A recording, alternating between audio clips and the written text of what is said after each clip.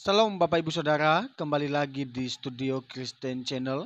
Pada kesempatan kali ini Bapak Ibu, kita akan menyimak dan mendengarkan bersama debat antara apologet Kristen Indonesia dan para polemikus Islam. Dalam debat ini, para polemikus kepanasan melihat penjelasan tentang apologet Kristen Indonesia ini tentang Alkitab, bagaimana Alkitab menjelaskan bahwa Yesus Kristus adalah Tuhan dan Dia adalah jaminan keselamatan itu. Mari kita dengar penjelasannya. Selamat menyaksikan. Tuhan Yesus memberkati. Ini dia videonya. Profil atau di beranda itu teman-teman bisa melihat tentang informasi tentang saya seperti itu. Klik saja linknya itu, link Sawerianya itu ya teman-teman ya.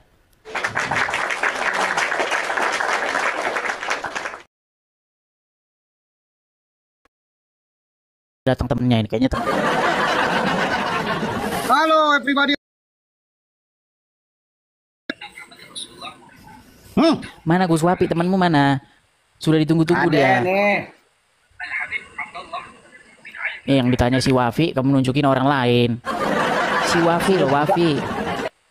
Diskusi agama, siapa yang menuhankan Nabi Muhammad, siapa? Kamu, bukan cuma Muhammad yang kamu tuhankan, sama keluarganya juga.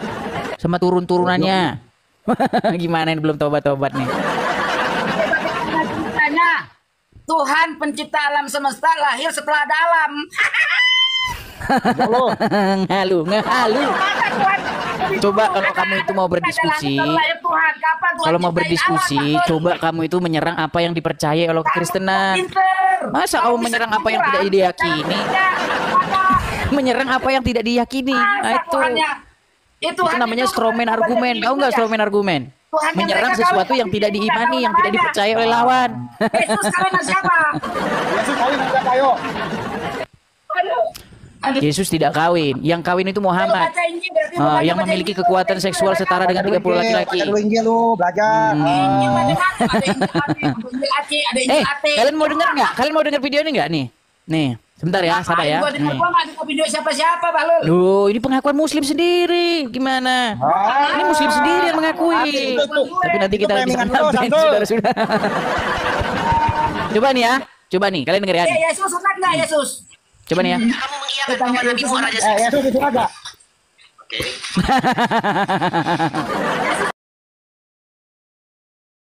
Lagi. Ya. Diam. Terdiam, saudara-saudara. Tapi ini saya tahu ini mereka ini kumpulan kumpulan apa penyembah keturunan Muhammad ini kayaknya. Gimana? Apakah kalian sudah minum air cucian kaki? Aduh, kabur. Ya, seperti itulah mereka ya teman-teman ya, tukang minum air cucian kaki keturunan Muhammad. Mereka ini tidak sadar gitu ya bahwa mereka ini, aduh, sulit. Kaum penuhan keturunan Muhammad. Ya, masih kita menunggu ya, kita masih menunggu Wafi dan kawan-kawan teman-teman ya. Silakan teman-teman ya, sambil kita menunggu Wafi, boleh silakan yang Muslim boleh naik kemari ya. Kalau naik kemari tolong yang Muslim tuh kalau naik kemari itu jangan kejang-kejang gitu loh. Jangan kejang-kejang. Anak petani bos, silakan nyalakan kamera. Bukan enak. Ya, jangan dimatikan bang kameranya. Sudah saya kirimkan undangan ke sana. Ya, teman-teman pastikan ya kalau mau naik, pastikan Anda Muslim ya. Yang bukan Muslim jangan mengajukan permintaan naik ya, teman-teman ya. Oke, teman-teman, apakah kalian mengerti? Oke, kita kasih naik dulu nih, coba ada Lotus. Oke, kita kasih Lotus. Halo, assalamualaikum. Ya, selamat malam bang. Silakan nyalakan kamera. Bang Muslim? Muslim lah, masa Kristen? Kok mengucapkan assalamualaikum? Masa saya mengucapkan salam? Saya bukan orang Kristen. Ini ya makanya sangat memprihatinkan bang. Orang-orang seperti Anda ini tidak mengerti ajaran Islam. Dilarang mengucapkan salam kepada orang non-Muslim. Ini saya mau bertanya, boleh? Enggak, sebentar dulu. Anda itu dilarang mengucapkan salam kepada non-Muslim. Bertanya aja terus. Anda itu yang barusan Anda ini biar Anda sadari gitu, barusan Anda ucapkan itu. Betul? Oke, sudah kan? Nah, oke, coba bilang dulu saya salah telah mengucapkan salam kepada non-muslim pada ajaran saya. Loh, kok saya alasan? Betul tidak? Di dalam agama Anda itu dilarang mengucapkan salam kepada non-muslim. Kau buka komal ini. Nah, kau ditanya satu, kau udah langsung meninggal. Gimana? Ayolah diskusi. Iya, ini kan lagi diskusi. Dilarang mengucapkan salam kepada non-muslim, betul? Udah itu banyak ya alasan. Kau langsung meninggal. Ditanya yang begitu, kau langsung meninggal. Modalmu apa? Yang dasar-dasar aja kau tidak tahu. Kita diskusi lah. Saya bertanya dengan Ya sudah, kau. silakanlah kau bertanya. Kalau kau nggak bisa ditanya agama. Nanti kalau kau ditanya, nanti kau lapor polisi. Sebentar, aku ganti backgroundnya. Sebentar. Nanti kau tanya saya, boleh lah. Tapi kau harus jawab dulu pertanyaan saya. Nanti. Sedangkan ku tanya hal yang paling dasar aja kau tidak tahu, gimana? Aku mau bertanya Sebentar, dulu. kita punya background ini. Sebentar. Tanya mustahil Islam menjawab pakai Qur'annya. Ya, silakan. Apa lah ini? Silakan. Begini. Tapi nanti kalau Wafi datang, tiba-tiba kau Iya. Saya mau bertanya tentang Yesus. Silakan. Nah. Duluan mana ada dunia ini serta seluruh dunia dengan si Yesus itu? Kau jangan bilang si Yesus, tidak ada sopan santunmu. Nanti ku bilang si Muhammad, kau marah-marah, kejam-kejam, kau kesetanan. Kok marah kau, Edis? Bukan marah. Setidak-tidaknya kau punya rasa sopan. Nanti ku bilang si Muhammad, kau nanti marah-marah, kejang-kejang, kesetanan kau nanti. Jadi aku mau bilang siapa? Gitu. Jadi aku mau Coba bilang apa? motivasimu bertanya itu nggak usah kebencian. Motivasi bertanyamu itu bagus, gitu loh. Coba Terus bikin dulu kalimatmu yang bagus. Coba bikin dulu kalimatmu yang bagus. Kan itu siapa namanya? Si Yesus manusia kan? Pernah jadi manusia kan? Coba kau bikin dulu tata bahasamu itu yang bagus. Nanti ku bilang si Muhammad, nanti kau marah-marah. Ya Kalau kira-kira Lady. aku bilang si Muhammad gimana? Masa aku bilang? Kau kalau ditanya kau langsung berbelit. Kau belum jawab, Lady. Saya kan Belum jawab bagaimana? Tadi dari awal pun kau ketika ditanya langsung kau berbelit kalau ditanya. Langsung meninggal di tempat kau kalau ditanya. Heran saya. Coba bahasanya bagus dulu, coba silakan. Kita diskusi lah. Diskusi. Iya, silakan coba berdiskusi bahasamu yang bagus. Ayo silakan. Saya mau bertanya tentang Yesus. Tentang Yesus kan? Nah, boleh kan? Boleh, silakan. Duluan mana Yesus atau seluruh isi bumi ini? Baik. Kalau kau berbicara mengenai Yesus sebagai sang firman, tentu saja duluan Yesus sebagai sang firman. Kalau kau berbicara mengenai kedagingan kemanusiaan Yesus, tentu saja dunia ini lebih dahulu. Silakan selanjutnya. Kenapa? Nah begini, Edis, kenapa dunia lebih dahulu ketimbang? Siapa bilang dunia lebih dahulu? Kalau kau merujuk Yesus sebagai sang firman, artinya duluan Yesus. Kalau kau berbicara Yesus dilahirkan, artinya duluan dunia ini. Silakan pertanyaan selanjutnya. Kenapa kok bisa ini dunia ini duluan ketimbang Yesus? Ya, karena otakmu kecil. Karena otakmu kecil, tidak sanggup memahaminya. Silakan pertanyaan selanjutnya. Jangan menghina, Dis. Jawab dulu, Dis. Aku bilang sudah ku jawab. Karena otakmu kecil, tidak sanggup memahaminya. Silakan, lanjut. Coba kau jelaskan dulu. Soalnya aku masih bingung ini. Kenapa? Ya sudah, baik. Kutanya sama kamu. Duluan mana dunia ini? Dengar dulu, duluan mana dunia ini sama firman Allah? Duluan mana? Nah, kau belum jawab pertanyaanku lagi, kau tanya aku. Itulah saya jawab. Karena menjawab kamu itu tidak bisa karena otakmu kecil. Jadi saya bikin menjawab kamu dengan apa yang kamu imani. Gimana? Siap. Tolong kau berikan saya jawabanmu dulu. Baru nanti kau boleh tanya aku. Tadi sudah saya jawab. Pertanyaanmu tadi sudah saya jawab. Masalahnya otakmu terlalu kecil untuk memahami itu. Silakan lanjut. Nanti kau nggak ada jawaban, Dis. Ya sudah, terserah kau. Yang penting sudah ku jawab. Pertanyaan selanjutnya. Kau cakap dulu sama ini, saya nggak bisa jawab. Kau bilang begitulah. Diskusilah dengan baik, Dis. Nanti kau tanya saya, kau jawab dulu pertanyaan. Udah, kau belajar dulu. Kau belajar agama Islam dulu. Kau belajar agama Islam dulu. Heran ya sama kamu. Sudah saya jawab, kau nanya-nanya lagi. Kalau kau nggak paham itu deritamu. Kita masih menunggu Gus Wapi ya teman-teman ya. Kita masih menunggu. Sekali teman-teman yang baru itu bergabung, teman-teman jangan lupa ya di follow, kemudian di like dan juga absen hadir di sini teman-teman. 2.3K ini teman-teman tekan tombolnya nih ya. Ya, silakan. Fariz. Oke, Fariz. Ya, silakan Fariz. Apakah Anda seorang muslim? Iya bang. Ya, silakan Fariz. Silakan nyalakan kamera dulu. Ya. Wah, terbisukan. Coba nyalakan dulu mikrofonmu, itu terbisukan. Ya, silakan. Terima kasih teman-teman yang kasih support. Bang Bina Raja Wali, makasih Bang. Ya, silakan. Bisu Bang, kita tidak dengar Bang. Tidak dengar. Coba diperbaiki dulu perangkatmu, coba.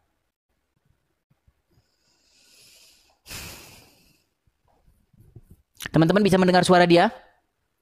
Bisa mendengar suara dia teman-teman? Apakah teman-teman bisa mendengar suara dia? Masalahnya saya tidak dengar. Satu, dua. Nah, sekarang dengar. Oh, ya silakan. ya, selamat malam Bang Edis. Selamat malam, silakan. Ya. Mulai dari mana Bang Edis? Iya, apa yang kamu kuasai, apa yang kamu ingin diskusikan dengan saya, gitu. Sudah sering nonton channel ini atau bagaimana? Alhamdulillah saya seorang Islam Bang Edis, dan saya mempercayai Al-Quran dan saya mempercayai Nabi Muhammad utusan Allah. Bohong. Begini Bang, aku panggil siapa ini? Faris saya Bang, boleh? Faris, begini Bang Faris. Begini Bang Faris, sebenarnya kalau abang mau berpikir secara sehat, berpikir secara jujur, nggak ada orang Islam yang percaya Al-Quran. Nggak ada. Berlandaskan apa Abang ngomong begitu Bang? Berlandaskan ayat Al-Quran.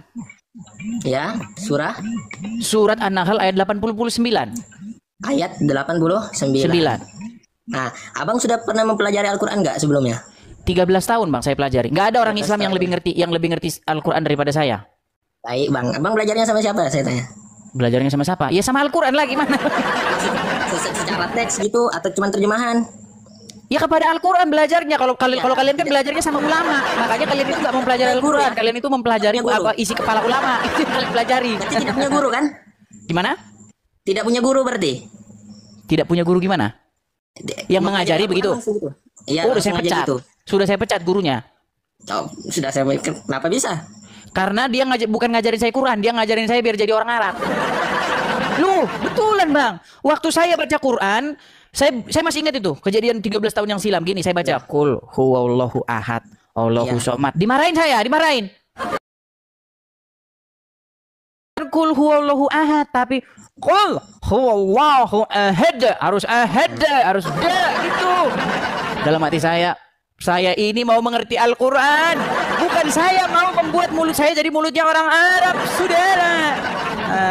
Akhirnya dia saya pecat. Ya, saya lihat di belakang Bang ini temanya mustahil kamu percaya Al-Quran dengan berlandaskan An-Nahl ayat 89 ya Bang. Tadi katanya nanya guru, sekarang lompat. Mereka ini kalau diturutin, mereka ini lompat loh, heran loh. Diturutin lompat ke sana. Nanti kita bahas yang ini, dia mau bahas yang lain. Diturutin lari pindah. Duh, berat bener loh kalian ini. Begini Bang Faris, yang mau Abang Faris bahas itu apanya? Coba fokus dulu kita ke situ, jangan lari-lari. Nah, kita bahas sekarang mustahil kamu percaya Al-Quran Bang. Oke, begini tolong dicatat ya, tolong dicatat. Ya. Teman-teman, tolong rekam dan buat VT kalian masing-masing ya, percakapan ini. Oke, kita mulai dari sekarang. Action. Bang, tidak ada orang Islam yang percaya Al-Quran. Kalaupun orang Islam bilang percaya Al-Quran, itu omong kosong. Mau buktinya nggak? Coba, apa isi surat An-Nahl ayat 89? Saya arti atau dengan Arabnya? Artinya? Ya, baiklah. Bismillahirrahmanirrahim. Ingatlah hari ketika kami menghadirkan seorang saksi Rasul kepada setiap umat dari kalangan mereka sendiri. Dan kami mendatangkan engkau, Nabi Muhammad, menjadi saksi atas mereka. Kami turunkan kitab Al-Quran kepadamu untuk menjelaskan segala sesuatu sebagai petunjuk, rahmat, dan kabar gembira bagi orang-orang muslim. Oke, Al-Quran untuk apa di situ? Untuk menjelaskan. Oke, kau percaya? Oke, kamu percaya? Iya, percaya. Oke, sekarang saya buktikan bahwa kamu berkaitan dengan syariat. Udah kau tambahin. Kurang. Allah kurang. Enggak percaya kan, udah dibilang enggak percaya dia. Enggak percaya sudah aku bilang. Enggak ada muslim percaya Al-Quran. Percaya dengan ulama. Enggak ada muslim. Coba, betul enggak di situ tertulis Al-Quran untuk menjelaskan segala sesuatu? Betul. Tibyana likulli syai'. Menjelaskan segala sesuatu. Ya. Percaya? Oke. Coba jelaskan kenapa umat muslim sunat. Kebersihan. Mana ayatnya? Tidak ada dalil spesifik tentang kitab. Berarti kau nggak percaya Quran menjelaskan segala sesuatu. Makanya aku bilang omong kosong. Dijelaskan di dalam hadis, Abang. Hadis Kitab tadi. apa yang menjelaskan segala sesuatu menurut ayat tadi? Ya, kenapa, Bang? Menurut ayat yang barusan abang baca, kitab apa yang menjelaskan segala sesuatu? Kitab Al-Quran, Oke, jelaskan apa fungsi sunat. fungsi sunat untuk mensucikan diri kita, Ayatnya Bang. mana ayatnya? Tidak ada dalil. Omong lari. Lari dia saudara-saudara. Sudah direkam tadi ya? Upload, share dan bagikan. Begitu. Nggak ada. Omong kosong, percaya itu omong kosong. Sudah ku bilang teman-teman ya. Terus membuat satu narasi itu nggak asal-asal. Nggak asal-asal itu gitu loh. Kau pikir saya ngasal-ngasal aja ngomong? Berat, saudara-saudara. Oke, ada Saifud 504. Silakan Saifud. Boleh saya naik? Boleh, silakan naik ya. Mari kita diskusi dengan santun. Ya, seperti itu. Kalau kalian cuma lomba-lomba baca huruf Arab, jago kalian lomba-lomba baca huruf Arab. Karena itu yang kalian pelajari. Yang kalian lakukan terhadap Al-Quran, belajar bahasa huruf Arab. Itu kok. Saya sudah tahu itu. Apakah kalian mempelajari isinya? Apa kalian mempelajari maknanya? Nanti dulu. Ya kan? Seperti itu. Yang kalian pelajari itu bahasa Arabnya. Qalqalanya, ya kan? Qul huwallahu ahad. Ahad harus ahad. Itu aja belajar itu udah 40 tahun nanti kalian. Nggak sempat kalian lihat artinya sudah meninggal. Ayo silakan. Afri Gold Miners. Ya, silakan Afri.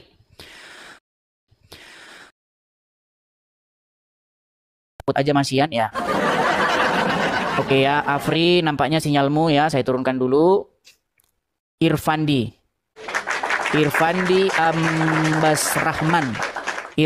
Ambas Rahman masih juga macet mereka. Ini kenapa ini saudara-saudara? Terima kasih yang kasih support, makasih teman-teman yang kasih ya teman-teman ya, terima kasih. Kadang-kadang banyak orang nonton tapi hanya ditonton saja. Ya kan? Macet lagi. Oke, saya turunkan lagi ya.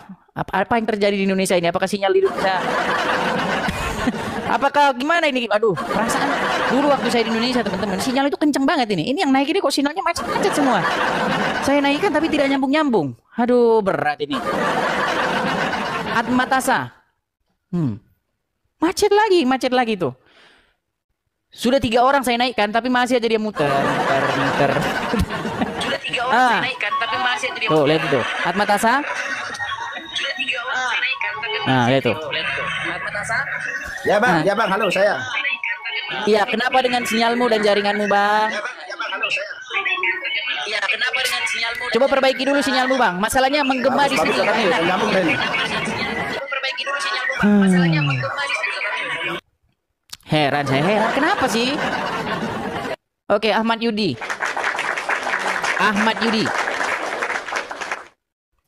Ya, Ahmad Yudi. Halo? Terpental. Ini kayaknya sinyal lagi berat nih. Ada apa nih teman-teman dengan sinyal di Indonesia, teman-teman? Aduh. Nampaknya sinyalnya berat ya, teman-teman ya. Ya, ini ada sekitar 15 orang ingin naik.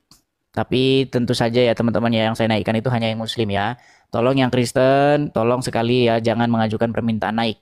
Sekali lagi, kepada yang Kristen, jangan mengajukan permintaan naik. Ya, ada Syekh. Ya, Syekh, silakan nyalakan kamera Anda. Halo, Syekh. Halo. Ya, silakan nyalakan kamera Anda. Ketemu Waduh. lagi, Medis. Ganti lagi. Ini gimana ini? Aduh. Namamu setiap hari ganti.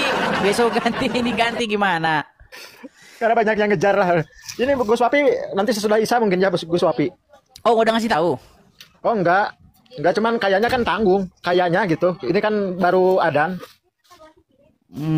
Karena saya sudah janji sama dia. Sudah janji. Apa sambil nunggu ya. Ya gimana? Mustahil Mustahil kamu Kamu percaya Quran. kepada Al-Quran, iya. Oh ya mustahil ya kamu percaya. Iya, mustahil. Nggak ada kalian yang percaya Al-Quran, itu omong kosong. Loh, Makanya iya. dia aja. Percaya dong. Kalau saya 100% Bang percaya Bang.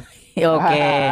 Apakah Anda percaya bahwa Al-Quran menjelaskan segala sesuatu? Sangat percaya Bang. Kalau begitu, jelaskan apa fungsinya sunat menurut dalam Al-Quran. Di dalam kitab itu apa? Mutahharoh. Kan? Bukan Al-Quran kan? Di mulut berkata Quran menjelaskan segala sesuatu, disuruh menjelaskan sunat pakai kitab yang lain. Gini Bang. Memang Kita ini kalau omong Quran itu kosong kan- ini selalu dipercayai oleh umat muslim. Heran saya, Gini. omong kosong terbesar yang dipercayai umat Islam adalah Al-Quran menjelaskan segala sesuatu. Tetapi ketika disuruh menjelaskan tentang sunat, tidak ada orang Islam yang membuka Al-Qurannya. Kan gitu kan Quran itu Bang perlu tafsir juga Bang. Itu tafsirnya yang dapat ulama. Tidak ada ya. di dalam Al-Quran ayat yang berkata bahwa Al-Quran perlu tafsir. Ah. Tidak ada coba di ayat ya. berapa yang mengatakan bahwa Gini, kitab Bang. Al-Quran ini harus ditafsir oleh Ibnu Katsir, harus ditafsir oleh ulama Jalalain. Siapa? Nggak ada. Aduh, gimana sih, udah aku bilang kalian tidak percaya Al-Quran. Abang ini masa tetap Bang itu harus ada tafsir Bang. Kita ini ada tafsir harus dari ulama. Ya. Begini bro, begini ya. Ya.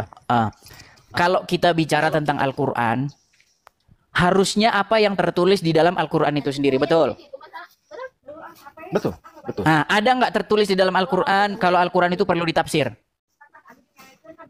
Ya kalau secara itu ya nggak ada Bang. Iya, makanya saya bilang janganlah engkau memfitnah Al-Quran. Mengapa engkau memfitnah Al-Quran dengan mengatakan bahwa Al-Quran perlu ditafsir?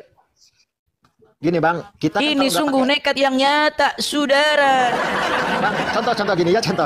Kita baca alhamdulillah segala puji milik Allah. Akhirnya mah kita harus ditafsir Bang. Contoh kalau dalam itu alhamdulillah alif lam lipat yang menunjukkan 4 puji ya. Puji Tuhan kepada zatnya, puji Tuhan kepada makhluknya, puji makhluk kepada Tuhannya, puji makhluk sesama makhluk. Itu kan diterjemahkan Bang sama ulama. Nah, itu Kalau namanya ya ilmu. Itu namanya ilmu. Itu namanya yang saya sebut dengan ilmu tebak-tebak buah manggis. Abang tuh. Tapi Bang kenyataannya begitu. Kalau kita kan makan langsung dari Quran kan bisa bahaya Bang. Bisa bahaya menurut saya. Ya, bisa Apakah bahaya karena kan, gini aja dah, gini aja. Ini Ya. ini pertanyaan yang bagus nih, ya. ya. Menurut umat Islam, Al-Quran itu membutuhkan kitab lain. Bukan kitab lain Bang kalau tafsir mungkin Tuh bukan kan, tadi katanya Al-Quran perlu ditafsirkan.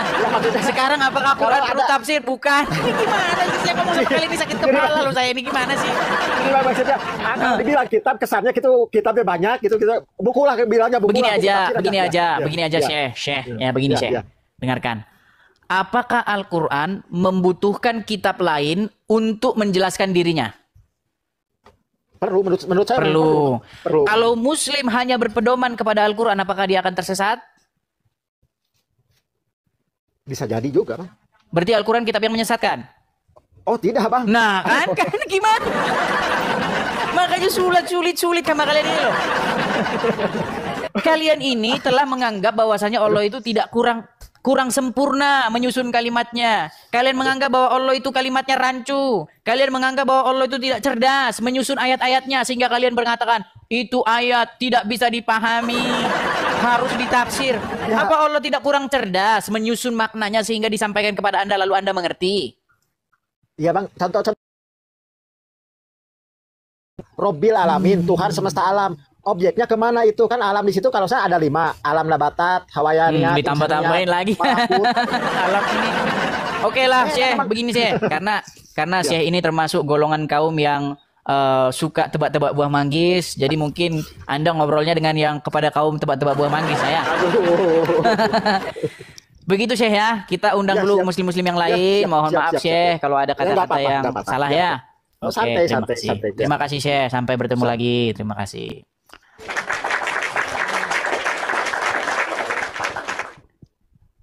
Ya, jangan lupa teman-teman follow ya akun ini supaya apa? Supaya teman-teman nanti menerima notifikasi ketika saya sedang live di acara-acara selanjutnya. Ya, jangan lupa juga absen hadir di 2.3K ini, absen hadirnya di situ. Ya. Penghujat, di mana penghujatnya? Aduh, gimana sih kali ini?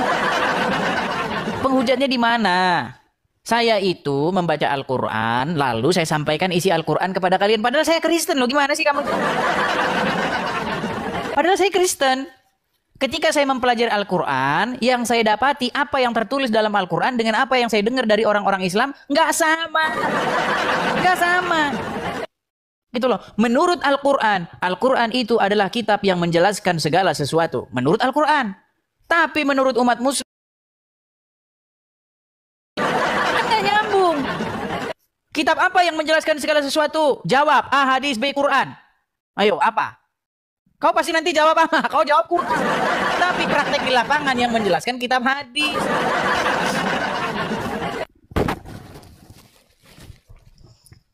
Jangan bilang menghujat, menyesatkan. Yang saya katakan itu adalah fakta. Ya, si Wafi belum nongol sampai sekarang dia. Nggak tahu kemana. Mana teman-teman kasih tahu sama Wafi ini. Janjian. Mereka ini kalau janjian tidak bisa dipegang omongannya, saudara-saudara. Ya. Ya, silakan. Anjasmara, silakan nyalakan kamera, Bang.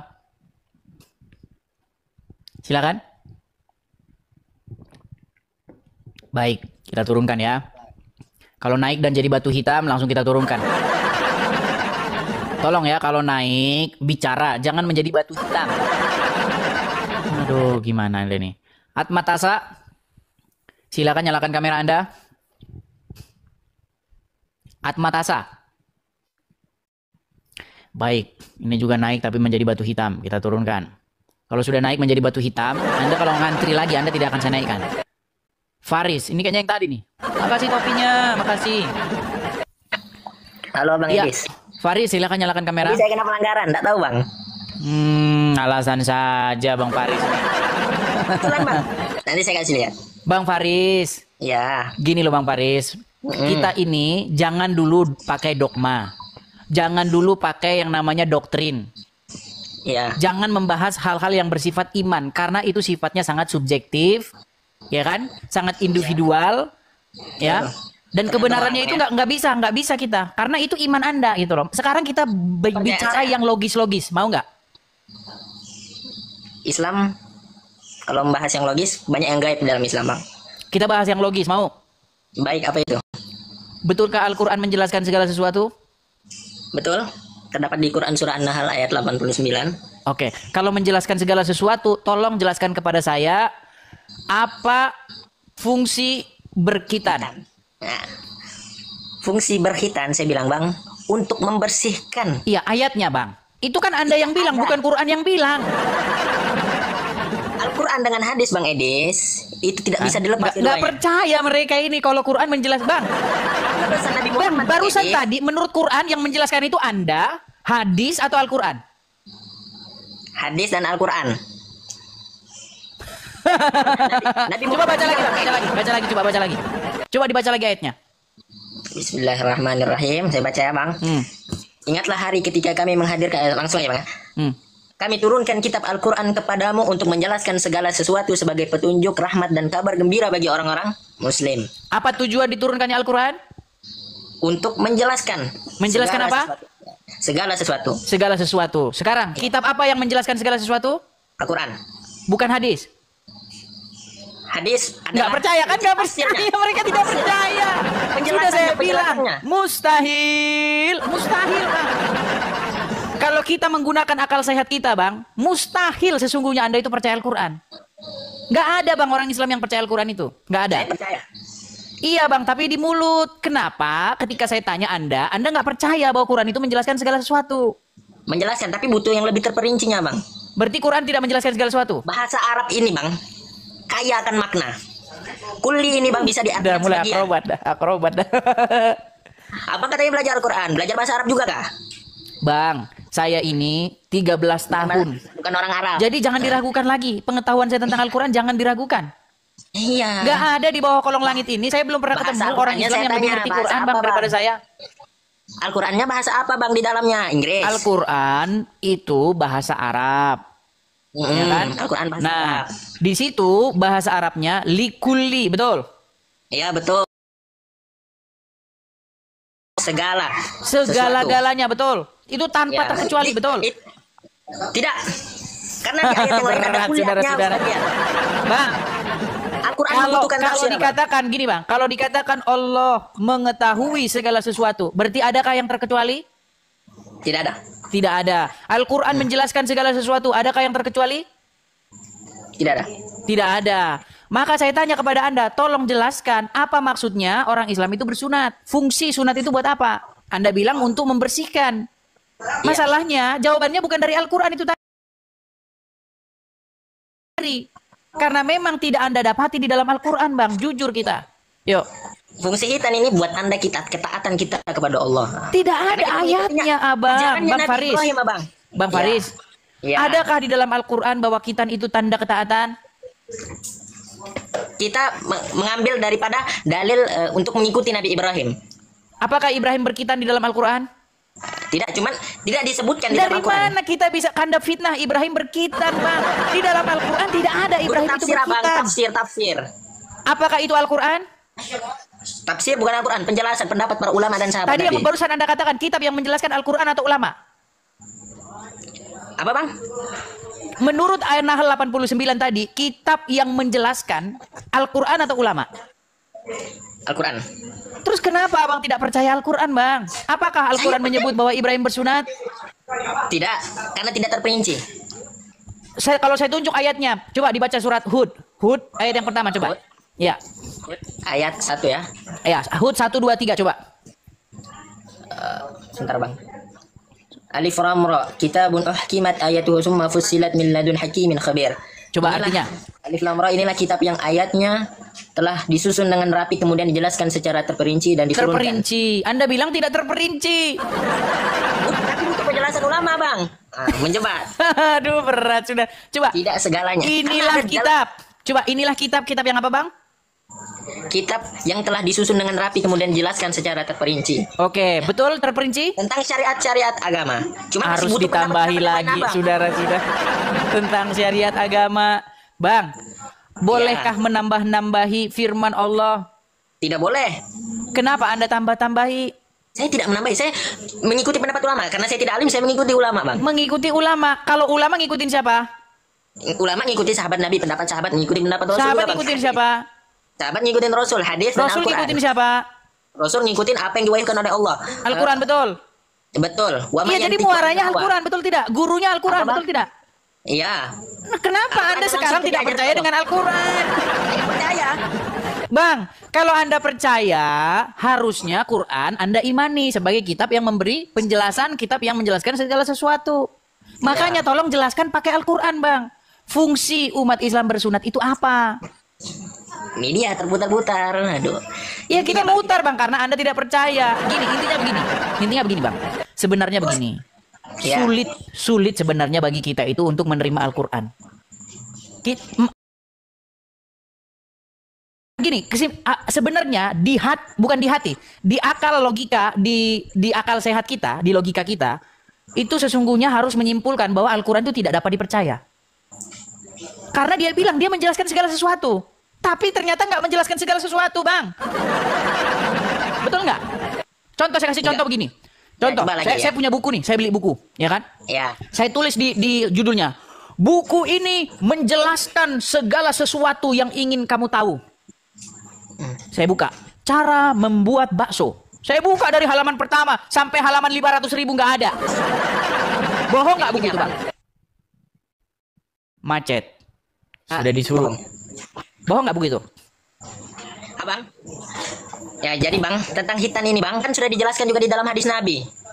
Kenapa? Karena setiap perkataan Nabi ini bukan Nabi, itu langsung dari Allah, Bang. Wa ma yantiqu anil hawa in huwa illa wahyu yuha. Nabi itu enggak ngomong dari hawa nafsu beliau. Baik. Itu disampaikan saya tanggapi itu. Bisa saya tanggapi itu, Bang? Bisa saya tanggapi itu? Ya. Bisa saya tanggapi? Ya. Baik.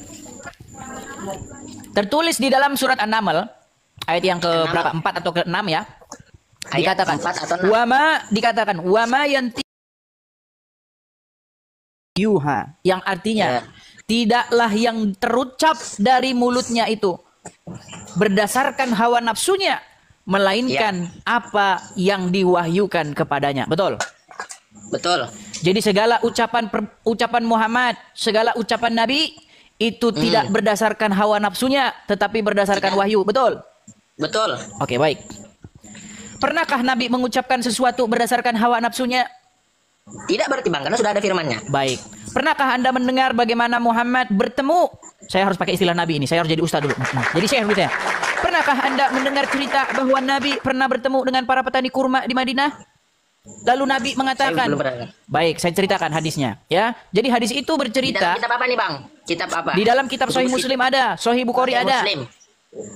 Sahih Coba Muslim, saya Sahih mendengar. Bukhari ada itu. Kitabnya sahih, ya, diriwayatkan oleh banyak riwayat. Ya, baik. Suatu kali, saya harus jadi syekh dulu ya, kan saya sudah digelari Syekh Edis Al-Amriki. Suatu kali Nabi pernah melewati satu kaum di Madinah. Ya. Baik. Lalu Nabi bertemu dengan orang-orang para petani kurma yang sedang mengawinkan kurma. Maksudnya mengawinkan benang sari dan putik itu dicampur. Benang sari dan putiknya supaya berbuah, supaya buahnya banyak. Lalu Nabi lewat dan berkata kepada mereka, sesungguhnya apa yang mereka kerjakan itu adalah perbuatan yang sia-sia belaka. Jikalau mereka membiarkan pohon kurma itu begitu saja, sesungguhnya pohon kurma itu akan baik-baik saja. Ingat, tidaklah yang terucap dari mulut Muhammad berdasarkan hawa nafsunya, betul? Betul. Tapi tahu tidak, akibat dari apa yang terucap dari mulut Muhammad, para petani meninggalkan perbuatan itu, dampaknya adalah mereka mengalami gagal panen. Akibat menuruti perkataan Muhammad. Itu akibat mengikuti perkataan Muhammad, Bang. Tapi saya tetap percaya. Loh, barusan abang bilang, wa mayantiqu anil hawa in huwa ila wahyu yuha. Tidaklah yang terucap dari mulutnya itu berdasarkan hawa nafsunya, melainkan apa yang diwahyukan kepadanya. Mungkin itu kesalahan dari si petaninya Bang. Loh, malah yang disalahin petani. Berat, saudara-saudara. Bang, Ya. itu jelas-jelas kalau dibaca dalam riwayat selanjutnya, itu salahnya Muhammad. Karena ketika di kesempatan berikutnya, Muhammad kan mampir lagi ke tempat itu dan melihat bahwa kurma mereka rusak, tidak berbuah. Lalu Muhammad Nanti saya berkata, bakalan melihat Bang. Nanti saya belum baca soalnya. oke, coba abang cek di Google. Coba klik aja di Ya. Google, coba. Klik di Ya. Google. Muhammad dan petani kurma di Madinah. Coba klik aja, itu aja kata kuncinya, coba. Muhammad dan petani kurma Petani kurma di Madinah.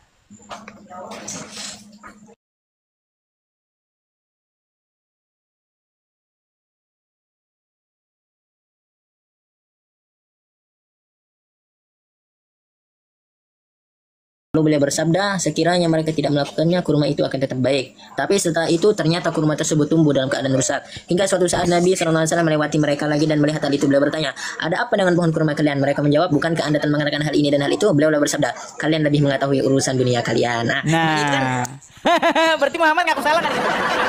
Muhammad ngaku salah kan di situ? Nabi, semua nabi abang, dari seluruh nabi yang diturunkan itu terbebas dari segala dosa Bang, dan kesalahan. perkataan Muhammad salah nggak di situ, Bang? Saya nggak bisa menyebutkan salah. Bang, mereka mengalami gagal panen, Bang. Karena mengikuti perkataan Muhammad itu mereka mengalami gagal panen. Betul? Ya.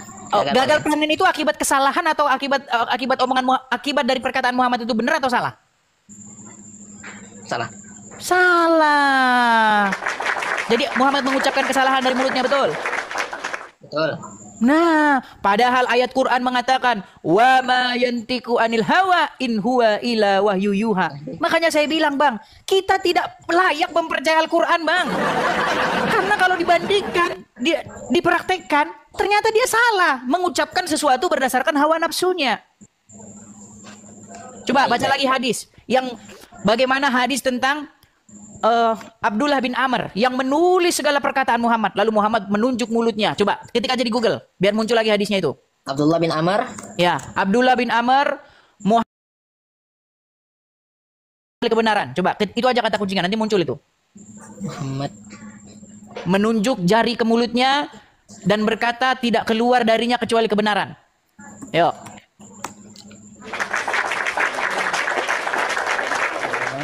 tidak dapat menunjuk jari ke mulutnya. Ya, coba klik, nanti langsung muncul itu hadisnya. Sahih itu, sahih. Enggak ada di sini Bang. Abdullah bin Amr Muhammad menunjuk jari. Dari kitab apa? Dalam Sahih Muslim ada, Sahih Bukhari ada. Baik, baik, baik. Saya ada Sahih Muslim, cuman saya belum baca, Bang. Coba silakan. Aduh, mana? Nomor? Ya, bacakan saja. Kalau nomor-nomornya itu beda-beda, Bang. Terbitan mana Masanya dulu? sini, Bang, Karena saya- beda-beda. Saya sudah buka, cuman nggak ada di sini, Bang.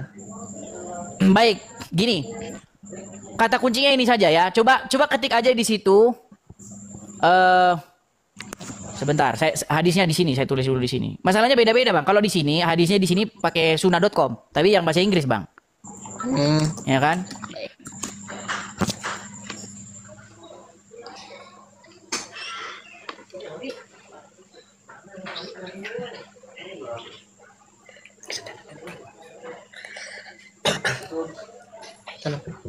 Sabar ya, Bang ya. Nah ini, coba ini ya. Di sini, Bang. Di sini muncul ini, Bang, hadisnya. Sebentar, saya cek dulu hadisnya ya, sebentar, Bang ya. Sebentar. Baik, baik, saya tunggu, Bang. Coba ini kata kuncinya ya. Di sini begini. Diriwayatkan dari Abdullah bin Amr. Anda nulisnya Amr apa AMR? Coba. AMR. Diriwayatkan dari Abdullah bin Amr. Beliau berkata, dahulu aku menulis seluruh yang aku dengar dari Rasulullah. Coba itu aja diklik, Bang. Coba ini aja ketik ya. Diceritakan dari Abdullah bin Amr. Diceritakan. Dari Abdullah bin Amr. Ya. Beliau berkata, dahulu aku menulis seluruh yang aku dengar dari Rasulullah. Nah, coba itu aja, coba enter, nanti udah muncul itu. Lah. Enter ya. Ada Di sini saja muncul, jangan menutup-nutupi lah, Bang. Di sini saja muncul loh. Baik. An Abdullah bin Amr qala kuntu aktubu kulla syai'in asma'uhu min Rasulillah sallallahu alaihi wasallam. Diceritakan dari Abdullah bin Amr, beliau berkata, dahulu aku menulis seluruh yang aku dengar dari Rasulullah. Aku ingin menghafalkannya. Itu, Bang. Nah, Maka kaum Quraisy mencegahku. Mereka kaum Quraisy mengatakan, apakah engkau menulis seluruh hadis yang engkau dengar dari Rasulullah? Padahal Rasulullah adalah manusia yang terkadang bersabda dalam keadaan marah, terkadang dalam keadaan senang. Maka aku menahan diri dari menulis hadis Nabi. Kemudian aku menceritakan hal tersebut kepada Rasulullah. Maka Rasulullah memberikan isyarat dengan jarinya kepada mulutnya. Rasul bersabda, tulislah hadis. Demi Allah, zat jiwaku yang berada di dalam genggamannya tidaklah keluar dari mulutku kecuali kebenaran. Baik. Oke. Menurut Muhammad, dia bersumpah demi Allah bahwa tidak pernah keluar dari mulutnya itu selain daripada kebenaran. Betul? Ya, betul. Baik. Anda percaya itu? Percaya? Barusan tadi Anda mengatakan Muhammad mengucapkan kesalahan, betul? Tidak kesalahan, Bang. Bang, barusan Rasulullah tadi tidak mendalami itu, Bang. berat ini teman-teman kayak Ini gini. kan karena Rasulullah bilang tadi, Bang Faris. kalian yang lebih tahu mengenai urusan dunia kalian. Bang Faris, Ya. Muhammad mengucapkan kepada para petani kurma bahwa Ya. apa yang mereka perbuat itu menyampurkan benang sari dan putih itu adalah perbuatan yang sia-sia. Akhirnya ditinggalkan perbuatan itu, betul? Betul. Akibatnya petani kurma gagal panen, betul? Ya. Nah, perkataan Muhammad itu mengandung kesalahan tidak? Saya tidak bisa.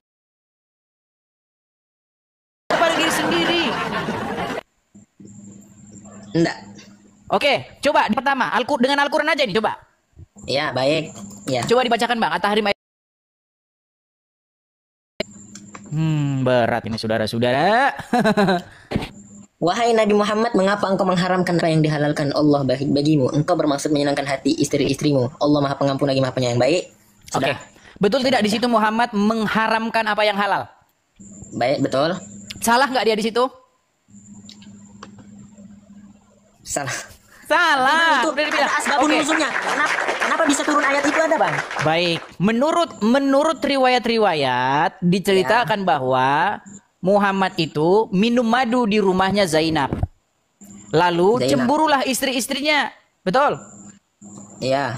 Lalu dia berkata kepada Aisyah dan juga kepada Hafsah bahwasanya dia berjanji dia tidak akan lagi minum madu di rumah Zainab. Haram madu itu bagi dia, dia tidak akan lagi minum itu. Betul? Betul? Ya.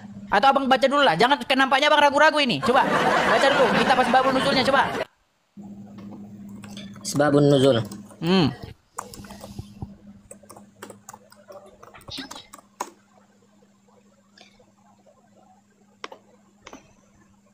Ya, saya baca Bang ya. Silakan. Sebab turunnya surah At-Tahrim ayat 1. Nabi Muhammad pernah menjadi korban kecemburuan ekstrim istri-istrinya. Ini terjadi ketika beliau baru saja usai mendatangi rumah seorang istrinya, Zainab binti Jahash. Untuk diketahui pernikahan antara beliau dan perempuan mulia tersebut merupakan ketentuan langsung dari Allah. Tidak ada lengkapnya ini Bang. Sebentar. Nah, Kita harus mengajari mereka. Kan sudah saya bilang, tidak ada umat muslim yang lebih ngerti Quran daripada saya. Ini kan sudah terbukti. Ayo lanjut. ya Bang belajarnya. Tidak Iya, silakan baca. dibaca. Coba, kenapa Ya. Muhammad pergi ke rumah Zainab? Terus yang terjadi apa? Baca lengkapnya. Di sana beliau minum madu. Maka Ah. aku dan Hafsah bersepakat. Ini yang berbicara ini adalah Ubaid bin Umar. Maka aku dan Hafsah berkata supaya siapa saja di antara kami yang Rasulullah SAW masuk padanya agar mengatakan, sesungguhnya aku mencium bau maghfir, getah pohon Ya, darimu. mulutnya bau maghfir. Terus. Engkau telah memakan maghfir. Maka beliau masuk ke dalam salah satu dari keduanya. Lalu ia mengatakan hal itu kepada beliau. Beliau pun berkata, tidak mengapa. Aku telah meminum madu di tempat Zainab binti Jahash dan aku tidak akan meminumnya lagi. Oke. Kemudian turunlah ayat yang diajukan kepada Aisyah dan Hafsah. Hai Nabi, Oke, mengapa kamu- sebelum ke Aisyah dan Hafsah. Sebelum kepada Aisyah dan Hafsah. Di situ Muhammad mengharamkan apa yang sesungguhnya halal demi untuk menyenangkan hati istri-istrinya, betul? Iya, di dalam surahnya. Oke. Berarti yang terucap dari mulut Muhammad itu salah atau tidak? Tidak. Kalau tidak salah, kenapa ditegur? Wahai Nabi, mengapa engkau mengharamkan apa yang dihalalkan Allah bagimu? Kamu hendak menyenangkan hati istri-istrimu. Coba dibaca selanjutnya. Ayat selanjutnya. Enggak, ayat satunya itu diselesaikan, coba. Cuman pendek aja Bang dia. Ya coba apa? Allah Maha Pengampun, lagi Maha Penyayang. Coba dibaca, Engkau dibaca bermaksud- sampai dibaca keseluruhannya Ya, wahai ayat Nabi 1. Muhammad, mengapa engkau mengharamkan apa yang dihalalkan Allah bagimu? Engkau bermaksud menyenangkan hati istri-istrimu. Allah Maha Pengampun, lagi Maha Penyayang. Oke, teguran enggak itu? Iya, teguran. Ditegur karena benar atau karena salah? Karena salah. Karena salah. Apa yang salah? Apa yang salah dari Muhammad? Karena mengharamkan apa yang dihalalkan. Yang seharusnya halal, betul? Iya, betul. Nah, berarti ketika dia berkata, aku haramkan minum madu di rumah Aisyah, di rumah Zainab. Berarti salah nggak ucapan dia itu? Ya. Nah, padahal menurut hadis yang barusan kita baca, dia bersumpah demi Allah tidak keluar darinya dari mulutku ini kecuali kebenaran, betul? Berarti siapa yang bohong di sini, Bang? Tidak bisa dikatakan bohong, Abang. Duh, gimana Bang ini? Nabi Muhammad tidak pernah bohong. Bang, kalau Iya, dia bohong tidak nggak? bohong, Bang, ketika dia berkata demi Allah tidak keluar dari mulutku ini kecuali kebenaran, berarti dia nggak boleh mengeluarkan sesuatu perkataan yang bohong, yang salah, betul? Iya. Betul. Oke, sekarang ketika dia mengucapkan itu kepada Hafsah dan Aisyah bahwa dia mengharamkan minum madu di rumahnya Zainab, salah nggak? Ya. Padahal dia ngomong tidak pernah keluar dari mulutnya kesalahan, betul? Betul. Berarti bohong nggak dia? Enggak bohong lah, Bang. Kita sudah terlalu jauh, Bang. Nah, Berat, saudara-saudara. ini oke, baik, Bang. Terlalu jauh sudah. Ya. Abang belajar Al-Quran, tapi kenapa Abang tidak mempelajari kitab Abang sendiri? Saya pelajari juga, Bang. Siapa bilang nggak saya pelajari? Baik, Cuman baik. kesimpulannya begini, Bang. Kan kalian kan membuat satu tantangan. Temukanlah satu kesalahan. Jikalau kamu dapati bahwa Al-Quran ini mengandung kesalahan, kau dapati di dalamnya kesalahan, maka itu bukanlah firman Tuhan, betul? Ya, betul. Betul. Ada dalam Al-Quran. Oke, ada kesalahan nggak berarti dalam Al-Quran? Tidak ada.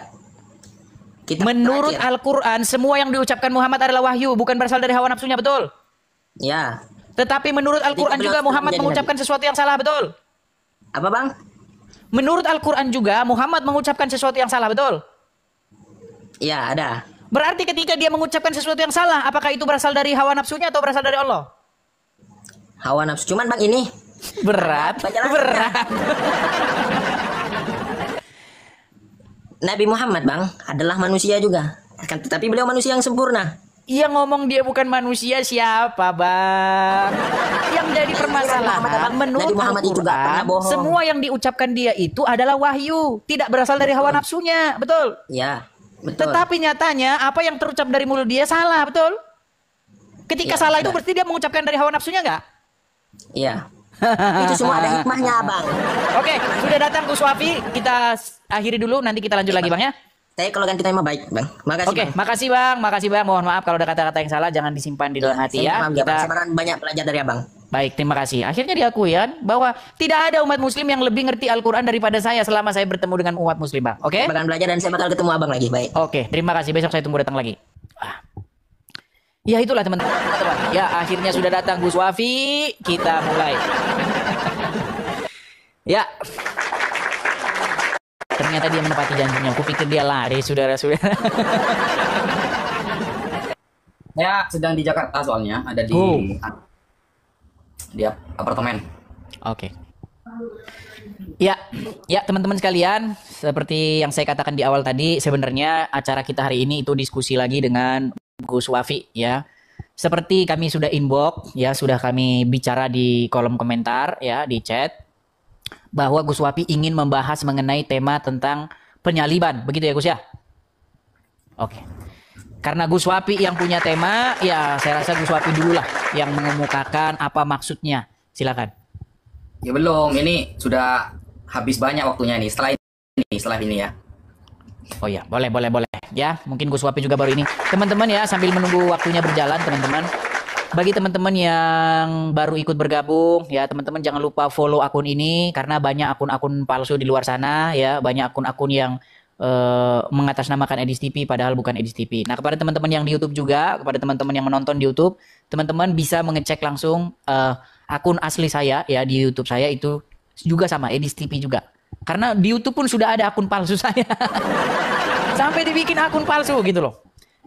Kita tidak tahu apa maksud dan tujuannya, tapi saya cuma hanya ingin mengabarkan bahwa akun yang asli ya itu yang sekarang Anda tonton atau di Edis TV itu subscribersnya, kalau subscribers itu nggak bisa dibohongi ya, followers atau subscribersnya itu sekitar 50.000 sekian lebih itu subscriber saya. Silakan Gus Wafi, lanjutkan Gus Wafi. 3 menit kita mulai ya.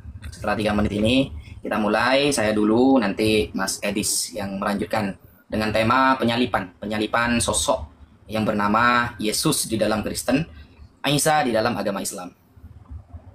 Ya, silakan Gus, dihabiskan saja. Ya, jadi tempo hari kemarin ya kayaknya ya. Kemarin atau tadi Mas Edis nge-DM saya untuk mengadakan diskusi. Kemudian beliau minta tema yang akademis, bukan yang iman.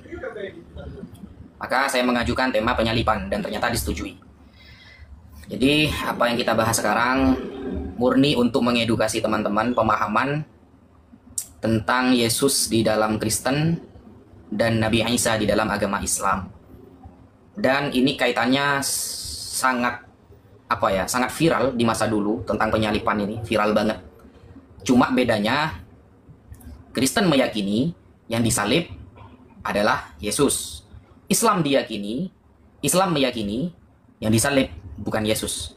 Tapi kejadian itu ada. Jadi kejadian penyalipan itu memang benar-benar ada. Cuma bedanya oknum yang disalib yang berbeda. Jadi itu yang akan kita bicarakan nanti, bukan nanti ya, setelah ini. Ya, kita lihat fakta sejarah, Bible-nya dan lain sebagainya. Apakah benar narasi Islam atau narasi teman-teman Kristen di dalam kitab suci mereka yang benar. Jadi ini benar-benar ilmu teman-teman. Yang Kristen dicatat apa yang menjadi jawaban Mas Edis, yang Islam juga dicatat apa yang menjadi jawaban saya, karena bisa jadi perdiskusian seperti ini tidak terulang kembali karena beda orang akan beda cara penyampaiannya.